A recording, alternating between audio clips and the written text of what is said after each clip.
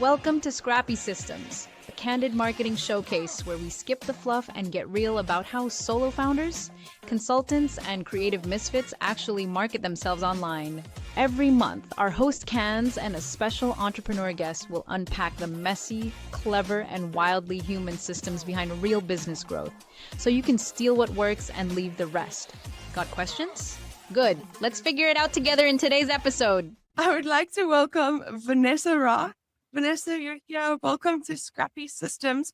You've just come back from keynoting your way across a few continents, if I'm not mistaken. Can you tell us a little bit about you and what you're up to? Awesome. So first of all, thanks for having me here, Candice. Good to be here. It's been a long time coming. I've done keynotes now on 5 of the 6 major continents out there. I've managed to do keynotes on 5, so I've got to still do Asia. I would never be able to turn down a keynote. Can you tell us a little bit more about the kinds of businesses you work with?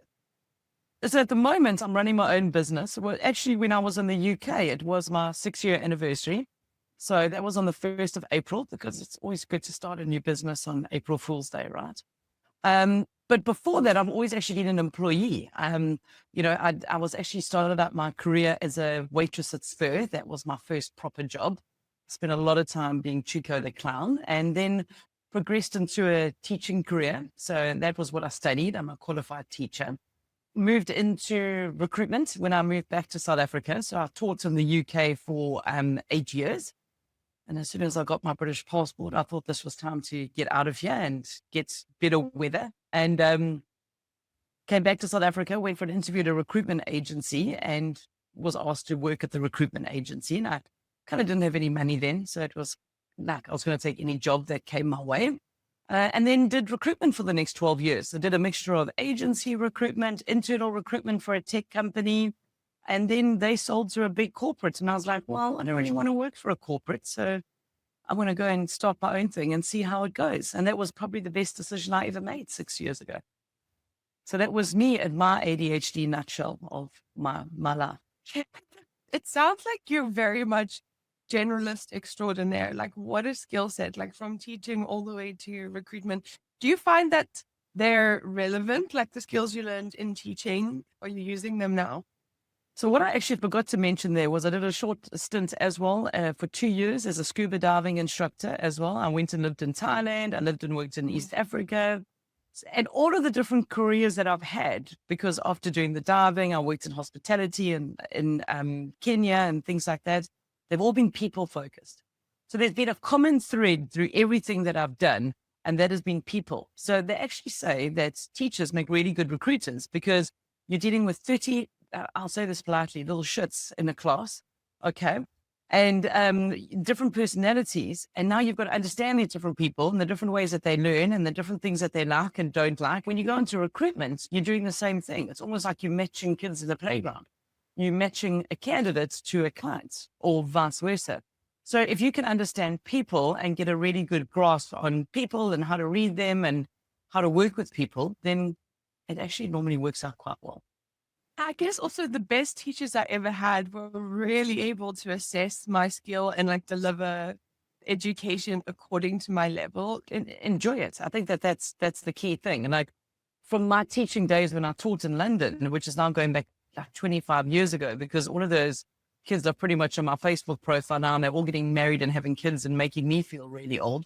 But that's what they said is, we'll always remember you because you were the most fun teacher, which is brilliant. You know, I'll never forget the day I met in a like adult work setting, someone I taught at university. And also I was just like, yeah. So one question before we really dive in, what comes to mind when you hear the term Scrappy Systems?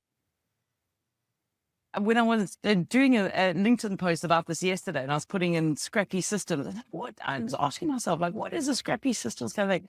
I think it's something that serves a purpose, but is probably not very formal or above board. So a Scrappy System is something that's scrappy, is something that works. It gets the job done, but it's probably not something that you planned to set out to achieve when you went for it. And it's probably a whole lot of different things kind of like thrown together. So it kind of reminds me of the analogy of like we all do when we join consulting or freelancing, is that you're kind of building the plane as you're flying into your destination. You're still trying to like sort things out. And I think that that's what we do as consultants. And it's a scrappy way of doing it, but it's effective because it has to be effective because we don't have another option. Spot on. That's exactly it. Coming up with the name for this was quite a challenging one, but I think with consulting, everybody always thinks like, I can't be a freelancer because I won't be a good freelancer. But I think, or a consultant, or run my own business. But when it comes down to it, if you realize everybody's systems are kind of like use what you've got and hack together and working, that's exactly why we started this. So I'm very keen to dive into that first segment of the Scrappy breakdown. I would love to know, what would you say is your most powerful or impactful marketing system? Okay, so not being a trained marketer or anything like that, I hate cold calling. So for me, there's nothing worse than picking up the phone. Hi, you don't know me, but my name's Vanessa and I want to train your recruiting teams, etc., etc. Like, what a waste of time. Like, no one's got time for that. So for me, what I decided to do was my marketing was going to be, or my favorite marketing system was just going to be me being me. So by that, I mean, putting myself out there to rather show people what I can do, and then they will hopefully use my services. So two things. My favorite marketing system is myself, but it's also me being consistent. So let's call it my consistent self is my favorite marketing system, because it's not something that you can decide that you're going to do full out for a week and you're going to, get everything right and you're going to post on all of your platforms and all of your channels, but then you get busy and you forget about it. Marketing is something that has to be consistent. People need to know where you're going to turn up and where they can find you. And even when you get busy, you have to keep it up, because when you get quiet, then it's often too late to pick it up again and say, okay, now where's my next gig? I can't put a tech to it. I can't say it's a software. It's literally just being consistently yourself. And probably a caveat to that would be, just like Barney, the big purple dinosaur, sharing is caring. And I think that I've got, through being consistently me, which I like to think is a kind, generous person, is a consistently sharing things with people that is just enough to get them interested to say, sure, that sounds interesting. Or for me to be that top of mind person when they need to pay for someone to teach them something. Hold on, for me, because it's recruiters and they're all over LinkedIn, it's like, here's that woman on LinkedIn who's always adding value to recruiters and like at the moment sharing things about how AI can work in recruitment. That's the person I must speak to. What does consistency look like to you and how do you maintain that? Okay. So consistency to me is when people know where to find you. So when people can anticipate where you're going to turn up, where can they get in touch with you? And that again for me is LinkedIn, because my target audience is recruiters. LinkedIn is full of recruiters. I'm sure all of you get hit up by recruiters all the time on LinkedIn, so that's where mine is. When I'm working, so I think we do need to have a digital detox. We do need to have a break. I'm well known for being a big advocate of doing that and going on holiday, and I often disappear off into the bush with my camera, and then I'm not going to be doing it, but I am there enough. And I think the trick to it is actually making it a non-negotiable habit. So let's talk about a habit. It takes 40 days, allegedly, to build a habit. And I literally am in the habit of 3 times a week, I post on LinkedIn, sometimes 4 times. And for me, it's just part of my DNA. I know it's my marketing, and yes, I don't always feel like posting on LinkedIn. I don't always feel like interacting with the comments, but if it means I don't have to cold call, I'm going to do it. Because for me, I don't want to have to cold call. I don't want to get email drip feed campaigns into people that might want to buy my training. That's a pain. I'd rather just post, share good quality content, and then hope that people approach me. And I must say, Candice, like, no word of a lie, 6 years of running my own business, I still haven't ever gone out to look for business.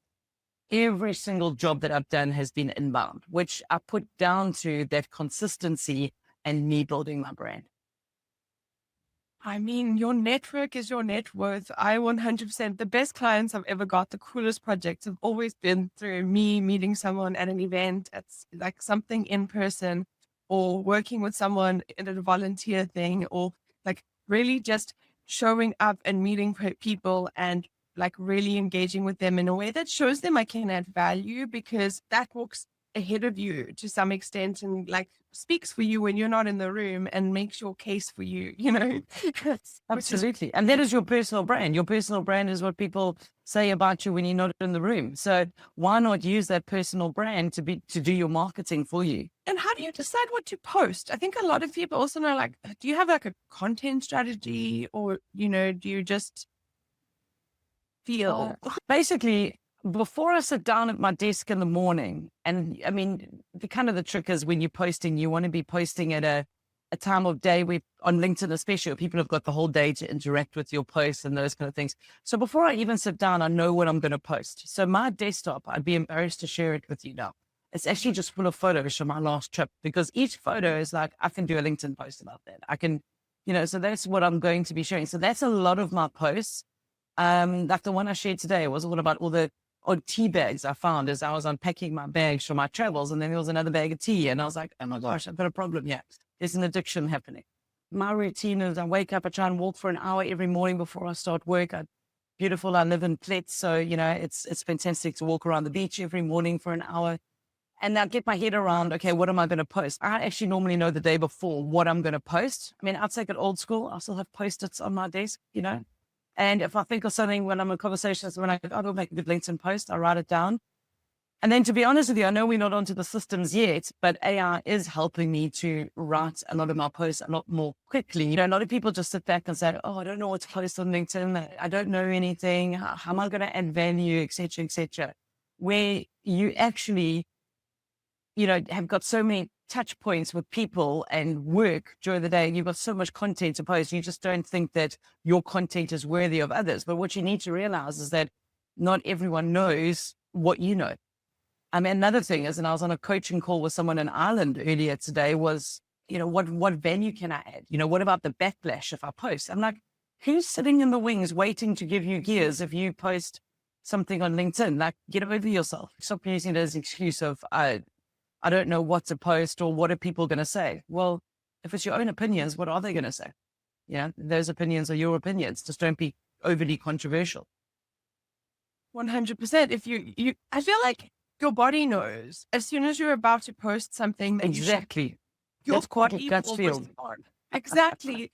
Like your body will respond with fire. If you find yourself typing like this, you probably shouldn't post it. Yeah, typing in anger. Exactly. I feel like a Scrappy system is a post-it note. That is like the scrappiest of systems, and taking it back to analog. Do you ever find like you need a format, or you write a certain way, or do you just share about like your experience of things? I'm trying to understand like the storytelling, how you tell your stories a little. People enjoy stories. It's the way, especially in Africa. I mean, it's all of our traditions are built on storytelling. And I think that if you can convey a story with a good point or a good moral of the story, then you're going to get greater impact. So unashamedly, I have trained my own GPT to write like me, to sound like me, and when it creates LinkedIn posts, it creates them almost like not a story, but it follows a thread.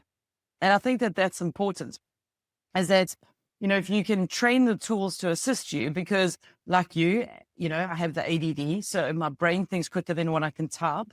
And instead of taking maybe 10 minutes to write a LinkedIn post and post it, my AI, if I can just give it the breakdown, I can maybe get it up and post it in 3 minutes. So that's 7 minutes, which doesn't sound like a lot, but you add up all of those 7 minutes that I get by having my GPTs that do things for me. I'm saving a lot of time during the day. And I think that that's important. And the fact that it still sounds like me is important. You need to have that authenticity. I always read through them. I always, update them if I need to, or make any changes. Most of them I make changes to be honest. It's still not 100% perfect. But it's a lot quicker than me sitting here and typing. I'm a dictation person myself. Exactly. Or you can talk to your GPT, which I also do if I'm not on a call at the time. How did you train your GPT? Like, has it taken you a long time to do? No, definitely not. And I don't code. You don't need to learn how to code. All you've got to do is to pay for your OpenAI subscription. which is the princely sum of $20. So even to us South Africans, it's not that expensive. It's about what, 380 Rand or something like that. And then it gives you the ability to build your own GPTs, which you can train. And that's a continuous thing that you, as you know, the GPT gets more powerful and gets better. You can train it.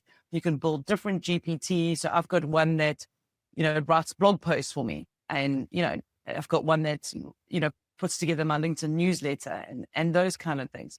So it just is all about still my thoughts. I'm still feeding what it must write about, but it just has the ability to write it like me. If you're using the free GPTs, you're doing probably a hell of a lot more editing than what I'm doing when I'm feeding it through a GPT that I've trained. And at the same time, it's like still sticking to that like very core system of allowing you to be your consistent self and show up consistently as yourself online. I also Yes. use a GPT, and I think a lot of people are scared because they think it's going to be quite a lot of setup and a lot of maintenance and a lot of work. Did No, it it's take not. you like days to build or? Oh God, no. So I run consulting, like I'm doing two trainings today, one to a lady in the States, one to a lady in Ireland. And literally within that hour, I taught them how to build their own GPT. So they've got to go away and they've got to go and do more work on it. And they've got to go and, feed it more information and do a couple of things. You did mention that like maybe your system doesn't have tech, but I love how it maybe is tech enabled, this Scrappy like system of yours. And before we move on to the next segment, I'd really like to know, like, being able to show up consistently in this way, what are like the tangible results that you can say, like, that comes from me investing in my personal brand consistently? Sure. So many examples. Like the person that I trained this morning in Ireland was actually in one of my in-person training sessions we worked out 6 years ago. So she remembered me from 6 years ago because she's like, you did this great training session. You blew us all away. Then I see you all over LinkedIn. I see your career taking off over the last 6 years. So when I realized I needed help, you were the first person that kind of sprung to mind. When I went to Philadelphia now, I presented for the same organization in Spain last year. But the presentation I did in the UK, I had never met anyone who worked for that organization. They literally contacted me through me having an opinion, posting more on LinkedIn. I did a couple of online training and webinars for them. Their team members enjoyed it. They realized that actually we could bring her over as a speaker. It was a bit of a no-brainer. And that was another example of, my brand kind of leading the way. There's just been so many. I mean, winning work. I had a massive client here in South Africa 3 years ago who's now changed companies to an international company, is in Dubai. I've got a call with them next week because she knows the impact I had on her team 3 years ago. We've kept in contact on LinkedIn, liking each other's posts or whatever. And now she's contacted me again and said, I've moved. I've got a new team for you to train. So I think it's the whole analogy of being the whole tip of tongue, top of mind.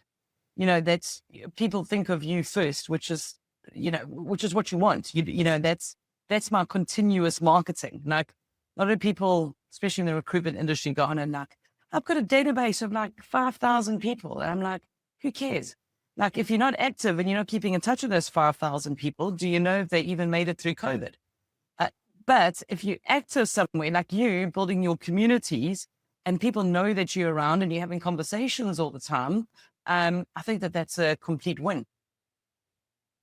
It makes you very accessible when you're Yeah. that makes a lot of sense. And if you had to start over, like if you had to tell yourself like at the beginning, like how to spend your time, how do you choose what to do? Do you go on LinkedIn? Do you go talk at events? Like how do you choose your channel, if you will? So it's actually a really interesting analogy because for my last 10 years of when I was employed, I was the head of talent acquisition for an IT company. And I didn't accept any invitation to connect with any recruiter on LinkedIn because we didn't use recruiters. We had an internal team that I headed up that did all the recruitment for the company. Then when I went and launched my own business and I wanted to train recruiters, now I had to eat humble pie and now I had to go and connect with a whole lot of recruiters on LinkedIn. So it probably wasn't the best thing, but I think the one thing, so since I started in the recruitment industry, Like I remember they actually banned Facebook in our office because you couldn't have Facebook because you were going to mess around and you weren't going to work. Then I made my first placement or someone on Facebook of who I had studied with, and then I managed to get them a job, etc. Then it was suddenly allowed. And I think from that moment, so we're probably going back, I'd say 18 years ago. I never minded who I connected with. I mean, you're allowed 5,000 connections on Facebook, 30,000 on LinkedIn.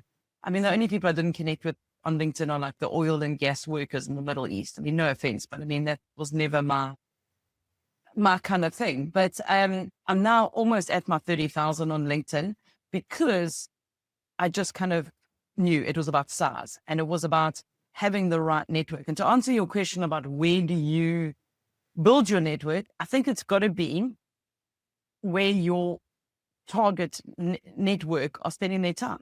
Like for me, LinkedIn makes complete sense because that's where all the recruiters are. But when I train recruiters that are tech recruiters that are trying to hire software developers or software engineers, I'm like, why are you wasting your time on LinkedIn? They're not there. They're on GitHub. They're on Stack Overflow. They're on Dev. Buy a ticket to DevConf. Go and talk to people there. It's that kind of approach because it doesn't work for everyone. It's about finding where it is. Or, and this is what I believe very strongly is the future of recruitment and the strength of brands, especially in a world of AI, where no one knows what's real, what's not, what's a chatbot, what isn't, is to build community. So that's why I think you and I always connect, is that I realize the value of community from a recruiting perspective. And think that is what more people should actually be focusing on. So if you don't have a platform to find people, create your own circle, heartbeat, whatever it is, and you get your people to join you, your target. It makes a lot of sense because it can be very lonely if you're like a solopreneur working alone. But I think personally that the value of connection is going to go up. And I think there's a difference between connection and like a verified connection. And a verified connection is going to be, I've worked with Vanessa multiple times. I can confirm she's a human A. She speaks truth and the things that she says adds value. Like I can confirm that. And I think those kinds of connections, like LinkedIn, to some extent, like you can't really validate those connections, like it's distribution, but knowing. And I think that's the difference between like getting a very big network and a very like close community like you have built, where people will just refer and come back to you again and again, Absolutely. And so I also have, my LinkedIn network. I have a Facebook group of 5,500 people, which is, recruiters all over the world, that I've been growing as a community now for about 7 years. So that's a thriving community that's called the Talent Hunters on Facebook. So I think it's giving people the options too. Sure, you want to have one. And I think also, I know you say being a solopreneur can be lonely. It can be, but it's a great way to find lots of other solopreneurs to collaborate with them. And I do that a lot. So there's key solopreneurs out there, also probably coaches or trainers in the recruitment space, but do different things that I'm always happy to, hand work to, which I think is also a nice way to kind of not feel so isolated. Yeah. And also knowing that sometimes someone might hand it back to you at a time when it's tough. And they normally do. Yeah. 100%. Amazing. Well, thank you so much. I think that is such a brilliant way to wrap up the Scrappy breakdown segment of tonight's talk. I want to jump into the next one. And this one is actually my favorite because it's a nice, short, snappy one. And it's basically, I would like to know, what is one of your tactics or strategies that is like I could implement right now that would help me with my marketing? So I've realized that even on these one-to-one coaching sessions that I'm doing with a lot of people now, I'm dropping a lot of really good ideas. So what I'm doing is I'm recording the conversation with someone. So I always record it anyways because I send it to the person. But now what I'm doing is I'm taking it and then getting a transcription of what I've said. I then feed it into another GPT that is set up to understand conversations. And from there, It's putting out blogs, which is why I'm blogging more, because it sounds like me, because I've built my own GPT. Whatever I'm talking about, I'm training someone. And from there, it can actually sometimes put out several blogs. It can feed my LinkedIn newsletter. It can put into email campaigns. I can share notes with people that I've done the training with. I mean, it's just so versatile. That transcription, I can use it to update my online training. There's just really is so much potential for what can be done. And it's almost like I'm doing the work anyway. I'm having all of these meetings instead of then getting off the call and thinking, oh, that would make a good blog. And then sitting down and like recording the blog. I'm just using it because I've said it. It's out there, and I think that for me has been a massive takeaway this year, because I can repurpose things. I'm maybe more training or running a workshop. I run it through, one of those tools that clips out shorts, puts in subtitles, and then I've got my shorts for my TikTok channel, for my YouTube channel. I'm doing it anyway. So I may as well just take the content and repurpose it. And it's saving hours of time. It really is. And that's why, like, at the moment, people are contacting me, like peers, people of mine in the industry, and saying, like, Van, what WTF? Why are you getting all this content out? You're flying at the moment. You're traveling overseas, and you're still managing to keep up to date on all of the socials. If you're going to say something, take whatever you're saying and just repurpose it using AI into as many different formats as possible. I absolutely love, especially a content repurposing hack, because I've often had so many people come to me, especially when they're building communities. They'll say, like, I coach people one-on-one, and very often I will have the same coaching session over and over and over again with that person, or with multiple people. And then they come and like they building your own GPT. Exactly. All it takes is you need access to a custom GPT, right? So you need access to somewhere where you're going to record the meeting. You need a transcribing tool. You then need, you could then use any GPT or whatever to, I normally post in my transcript and say, this is from a coaching call that I've just done. This is the main focus of it.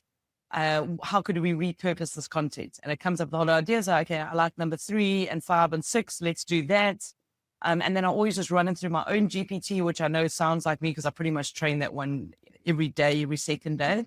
And then I've got the gist of everything and how it can be repurposed. Because, the reason why people are paying me that per hour is because I'm teaching them something new.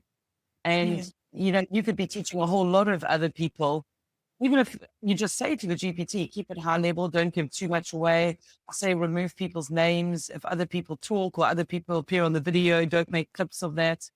It's protecting the privacy, those kind of things. I was actually going to say, so has any one of your clients had an issue with you recording? No. Because I'm going to give them the recording at the end of the coaching session so they can refer back to it. Faye, that is genius. That is an absolutely amazing life hack. Thank you so much for sharing that with us. I am literally I have so much to do tomorrow. I'm going to have to try not to go implement that. No, but it's every meeting that you have. If you were to be briefing guests for this, webinar that you're running, you could do it once, record it, and done. Amazing. Okay. Well, let's move into the next segment, which is going to be your Scrappy stack. Now, we know that if someone's got a solo setup, it often works harder than most teams, especially if there's lots of zaps and tools and mediums. It can really get complicated.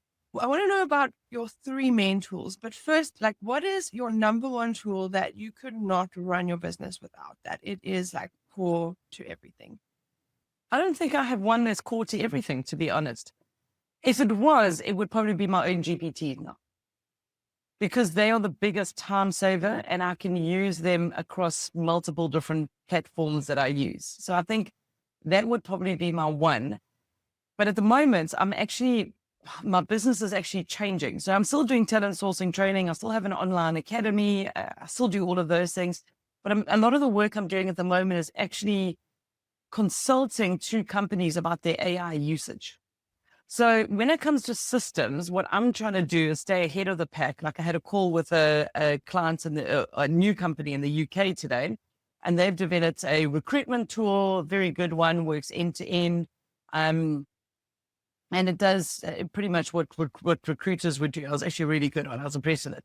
So what I'm doing is I'm approaching those software people are actually approaching me now off the back of what I'm about to share in the chat. And I'm trying to be the conduit between, the recruitment agency owner, the recruiters in a agency, the internal TA teams, because they all approaching me to say, Vanessa, you're a trusted voice in the recruitment space globally. AI is here. We don't know where to start. Can you help us? But then I was saying like, geez, I don't know these tools, So I thought, well, I'd better get to know them. So from October last year, when I got back from my last trip, I spoke in Amsterdam. I started now meeting up with all the software vendors and trying to get an idea of what they're doing, which positions me well to recommend software. So I'm going to put a link of what I've built. So cool tool. It's a start.me page, and it's all of the tools out there that are tried and tested AI tools. And it's geared towards the recruitment industry because that's where I work. But there's a lot of tools on there that actually aren't. You could use them for anything, which is why I've kind of shared them here. If you're a solopreneur, there's automation tools on there. There's like meeting recorders, those kind of things. And what I'm doing is a lot of those are affiliate links. So if people sign up via me, then there's it's not a massive kickback, but you know what it's like in South Africa. If anything's US dollar or euro or pound based, it works out to be a fair amount. So I still get like my most amount of my, income coming from my training or coaching or training or online training academy. But those tools for me are the ones that are good. A lot of the time I get free access, but I'm not actually recruiting at the moment. So, some of them I don't use, but yeah, to answer your question, there are just so many out there. And I think that's where a lot of people are going wrong is they're like, oh, shiny new objects. Look at all these tools, all of those kind of things. And it's not like, okay, this is what's going on my desk. I need help with this. What is the best tool? It's a lot of people just trying to learn everything. And I'm like, that's not the way to approach this.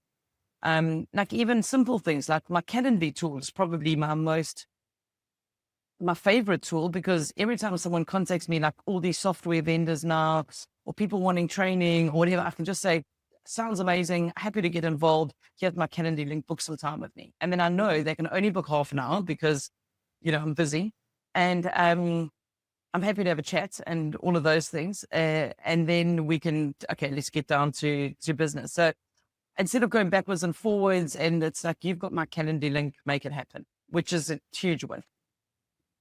Calendly is beautiful. I feel like It's amazing because it stops the back and forth and like the friction between scheduling stuff, not to mention the time it takes.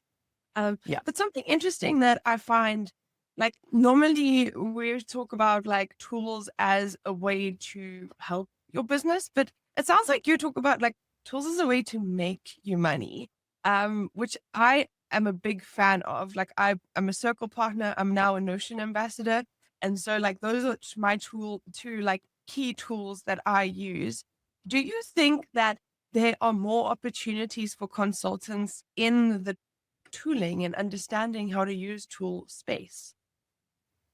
So I'd say yes and no. And the reason why I say this is because the reason why I'm being approached by these software companies is because I've now reached, wait for it, drum roll, influencer status. So they contact me and say, you're now an influencer, which always just makes me cringe. But it's kind of like when you get to the stage where you're delivering keynotes all around the world and whenever there's a conference, like I happen to be on a webinar today and someone said, oh, I can see Vanessa's in the audience. She's got a great page of AI tools. Can you share it kind of thing? And off the back of that, 2 software vendors that were also on the webinar said, we want to get on this page. How do we do this? So now I'm thinking maybe I should charge them to be on the page. But anyway, that's just my business brain.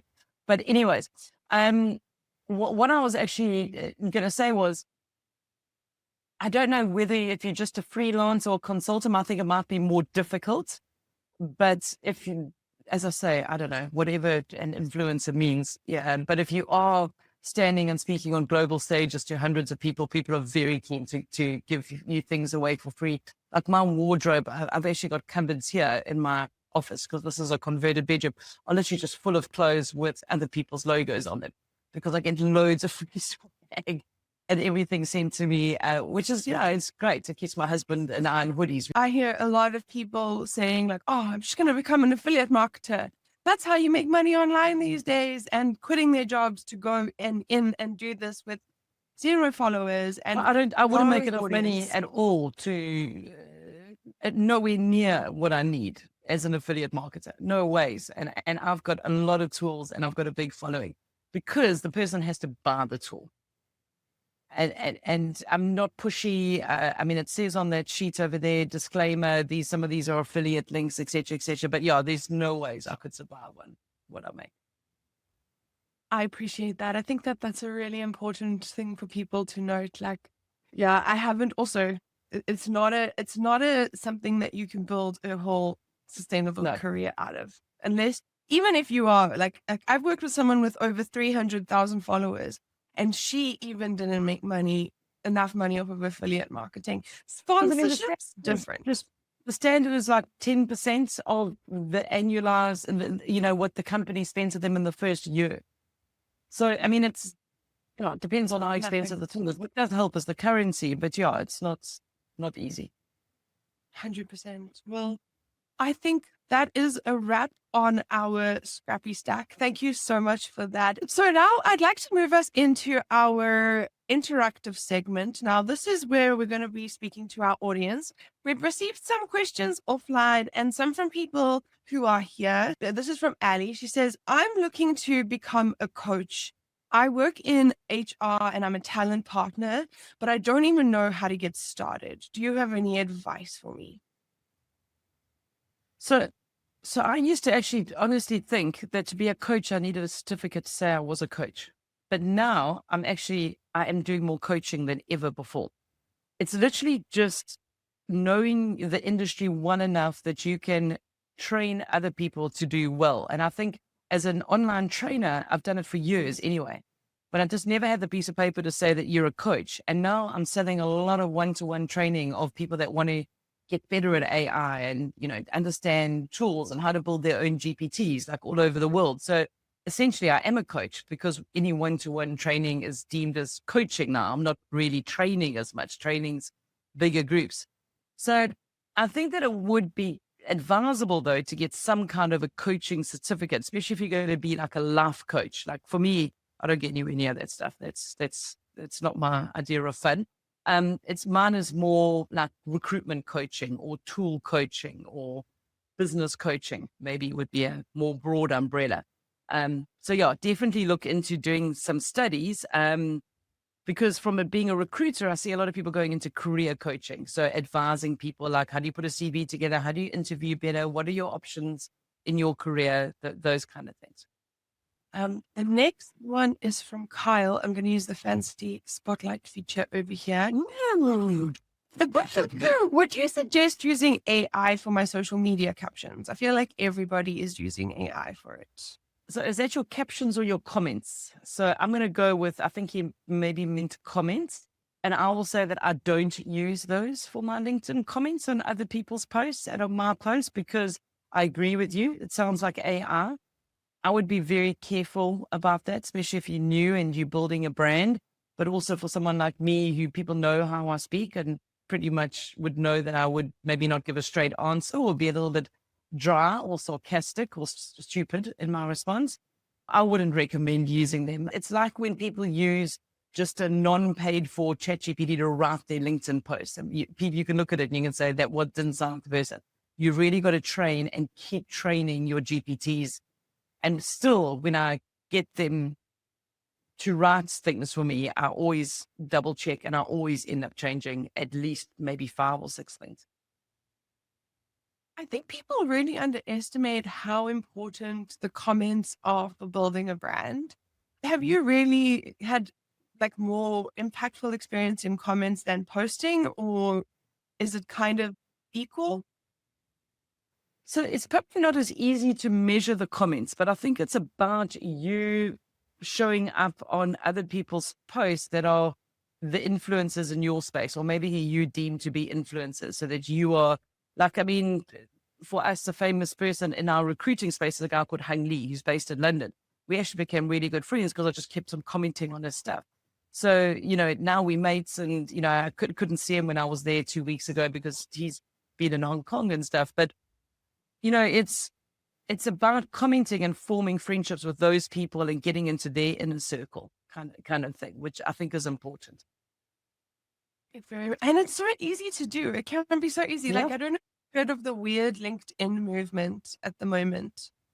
Maybe it's just my algorithm, but there's like this massive movement with this guy called Nick Power, and they are posting the most random stuff on LinkedIn. And it is actually very enjoyable, but the majority of it is like someone will post like something really stupid as a post. And in the comments, you see the community happening.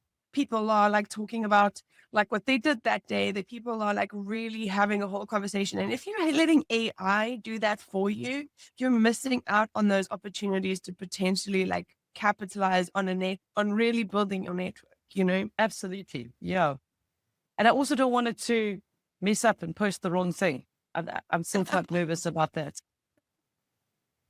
That's a very fair point. I've been testing with AI automation, and it makes more mistakes than it's worth. Exactly. But okay, let's go to the next question from Anonymous. Would it be a good strategy for my new agency to post as frequently as possible, even though I have no followers? Well, my question would be, how do you plan on getting followers if you're not going to post content that adds value? Chicken and egg situation, right? You should be posting, because that's why you're on social media, is to get followers, right? Especially when you have your own new agency.